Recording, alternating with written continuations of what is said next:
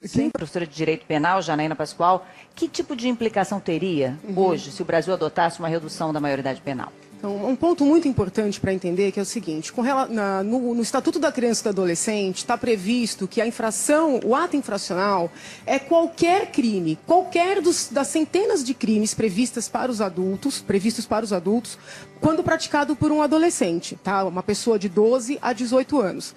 Então, se o garoto falsificar o boletim, isso é uma conduta prevista como crime. O menino de 14 que mantém uma relação sexual com a namoradinha de 12, eu não estou aqui defendendo que deva, acho que tem que postergar o início da vida sexual, mas ele está cometendo, se você comparar, né, que manter relação sexual com menor de 14 é estupro de vulnerável, ele estaria, sob um aspecto formal, cometendo um estupro de vulnerável. Né? Eu acompanhei um adolescente que foi processado como pedófilo, tendo ele 15 anos e a mocinha, suposta vítima, 14. Então, o que acontece? O ECA, ele não discrimina ECA, que é o Estatuto da Criança e do Adolescente. O Estatuto da Criança e do Adolescente não discrimina os atos praticados, né? Tem lá uma gama de medidas chamadas de socioeducativas, mas que são punições porque estão relacionadas a um ato previsto como crime. Não é Esse assim? estatuto não poderia estabelecer diferenciação entre essas funções? Poderia, de certa forma, é o que se está pensando em termos de alargar o período de internação para determinados crimes. O que é muito importante deixar claro é que não existe, veja, pode existir desproporcionalidade, mas impunidade do adolescente não existe. São poucos os países que prendem adolescentes com 12 anos. O Brasil prende. O Brasil prende adolescente com 12 anos. Tá? Não é instituição de recuperação. Sim, mas isso não é... O nome é instituição de recuperação. Se formos visitar, são prisões. É uma perda de liberdade. O estado de São Paulo foi um dos estados que mais investiu, tá? Transformou a loucura que era a FEBEM na Fundação Casa, onde eles têm aula todos os dias, eles têm atividade cultural, eles têm atividade profissionalizante, tá? Tem gente que acha que não adiantou nada, eu leio diferente, porque levantem os números de São Paulo, né? Nós temos, dentre os internos em São Paulo, que são quase 9 mil, 1,5% por homicídio e latrocínio, ou seja, atos infracionais equivalentes. Né? Nós temos muitos casos por tráfico, mais de 40%, mais de 40% por roubo. Os números de São Paulo mostram que os atentados à vida, não importa o nome que se dê, são muito menores do que o resto do país. Então isso é um ponto importante. Eu acho que esse investimento do Estado já reverteu. Outra questão, se você pegar, o pessoal fala, quando acontece uma situação como essa, existem dois discursos. Na minha leitura, são dois discursos equivocados. Né? Primeiro discurso, abaixa a idade penal, prende todo mundo com 15, 16 anos, porque já entende. É claro que já entende. Mas se eu abaixar a idade penal, eu não vou pegar só homicídio e latrocínio, eu vou pegar este universo. Eu vou pegar este universo que eu vou enfiar num presídio precocemente. Mas por isso que precisa ser separado o crime que se comete. Sim, eu vou homicídio criar, do furto. Eu só estou tentando explicar, pai, explicar que não existe essa impunidade que está sendo alardeada. Se eu abaixo para os 16 anos, eu não pego só latrocínio e homicídio, eu pego todo esse universo, eu jogo no presídio, eu crio mão de obra para o crime organizado. Né? Então não é um problema de compreensão, é uma questão de política criminal. Vamos para os números, só para eu completar esse raciocínio que eu acho que isso é importante.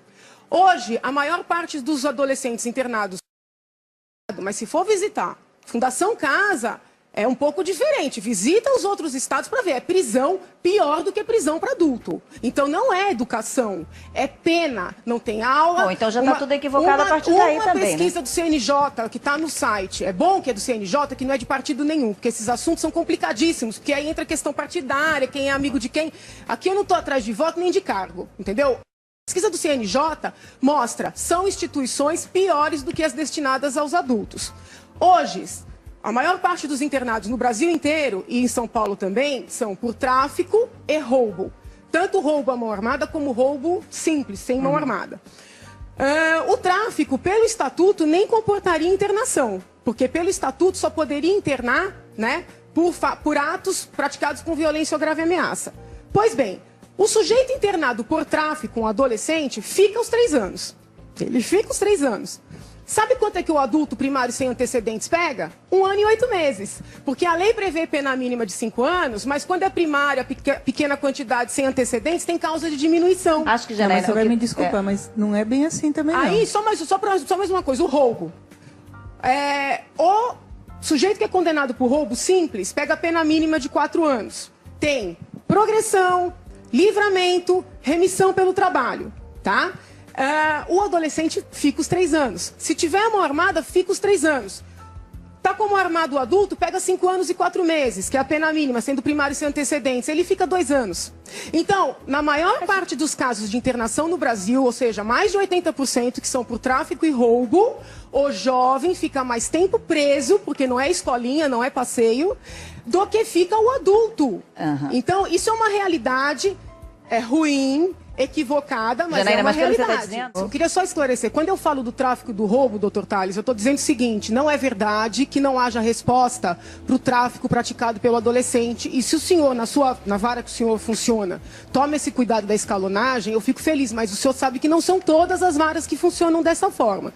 Tem quem é internado de cara. E eu não estou dizendo que está certo ou está errado. Estou dizendo que muitas vezes o maior sai antes. Eu vi uma entrevista do senhor Valdir, que o senhor disse o seguinte, se ele tivesse mais de 18 anos, ele pegaria 30 anos. Não é verdade.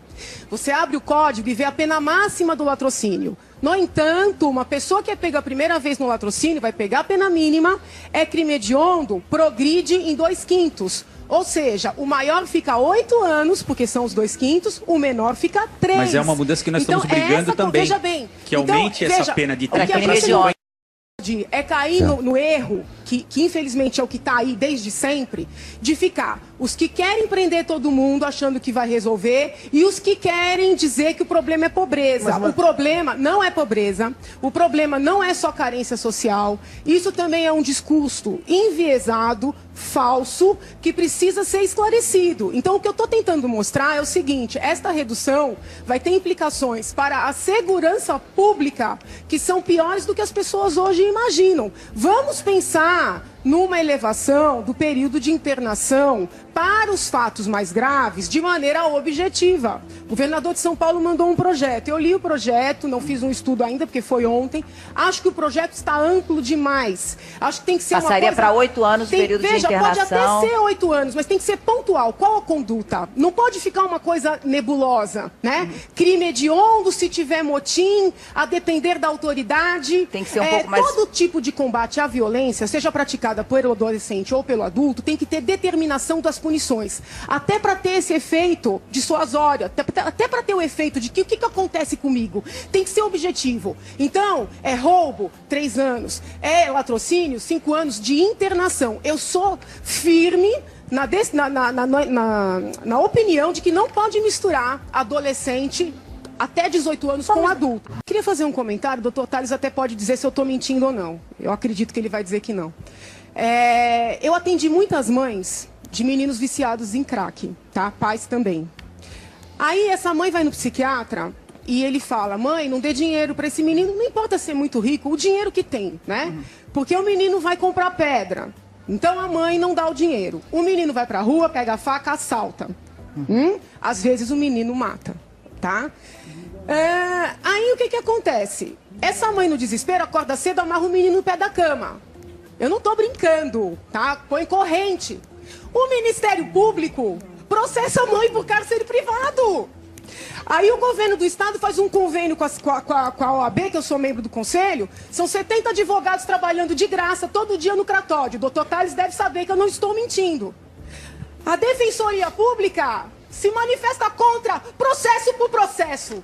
E ainda ameaçou processar os meus colegas que estão trabalhando de graça por desrespeitar a ética. Faz anos que eu escrevo que a droga está relacionada com a violência. Sabe quem publica meus textos? Ninguém. Sabe por quê? Porque é politicamente incorreto falar que droga está ligada à violência. Porque não, mas eu acho que hoje nós estamos com várias campanhas já, até de internação compulsória. As campanhas são fortes dos formadores de opinião nesse país são para a legalização de droga. Todas as pesquisas de mestrado e doutoramento feitas nas faculdades de Direito, muitas vezes com fomento de órgão público, são no sentido de legalização. Então é o seguinte, quando o governo quer fazer um trabalho preventivo, E não é passar carrocinha, que eu tenho até texto publicado, eu sou contra passar carrocinha na rua, recolhendo quem está jogado no chão. É atender a família que pede uma alternativa. O que sobra para a mãe? Ela não pode amarrar o filho no pé da cama, ela não pode dar dinheiro, ela não tem como segurar, só sobra entregar o filho depois que ele matou o filho de alguém.